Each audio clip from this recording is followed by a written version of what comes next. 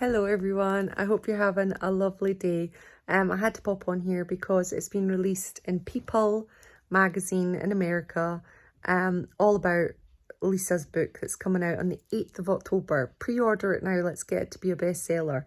I cannot wait to read it, but we've had an excerpt from the book. So I'm going to read the words that have been put out on People magazine, and this is from Lisa, from the tapes that Riley put into book form. And yeah, it's a lovely little piece. It's beautiful. Just saying how much, it just says a lot about how much Lisa didn't like the limelight, but how much she had absolutely adored her father. It's a beautiful, beautiful little part, and I can imagine there's going to be more. Very odd that in the book that she doesn't call Vernon grandfather, she calls Vernon Vernon. So little family traditions that we'll never ever know if that was the case. And every family's different. But yeah, that was interesting. I found that intriguing. But there's going to be more in the book that we're going to find intriguing and interesting and discover more. So yeah, I'm sure once we dissect the book, there'll be so much to look at and think of.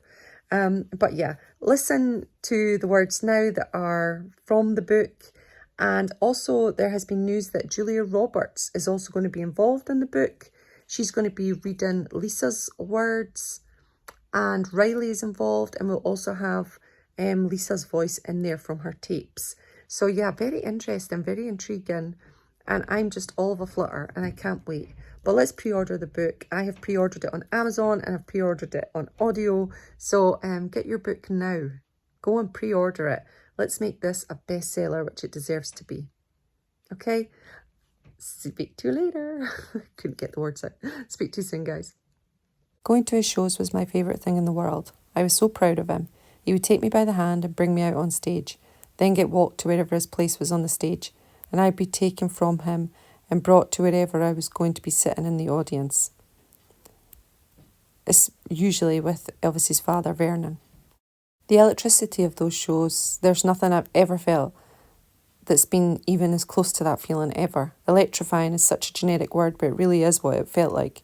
I loved watching him perform. I had certain songs that I liked, Hurt and How Great Thou Art, and I'd asked him to sing those songs for me, and he would always say yes.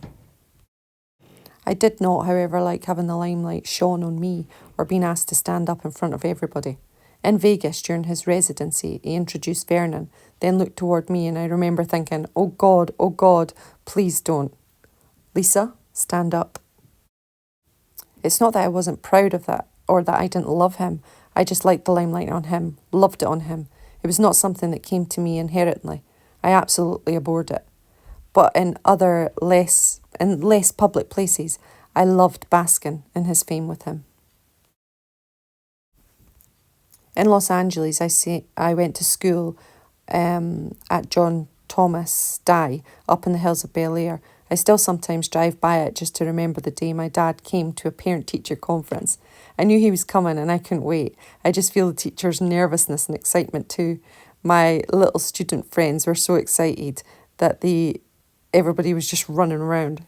Then my dad showed up. He got out of the car and he had a respectable outfit, black pants and some kind of blouse. But he was also wearing a big majestic belt with buckles and jewels and chains, as well as sunglasses. He was smoking a cigar. I met him at the car and I walked up the walkway with him, and I just remember that feeling of walking next to him, holding his hand.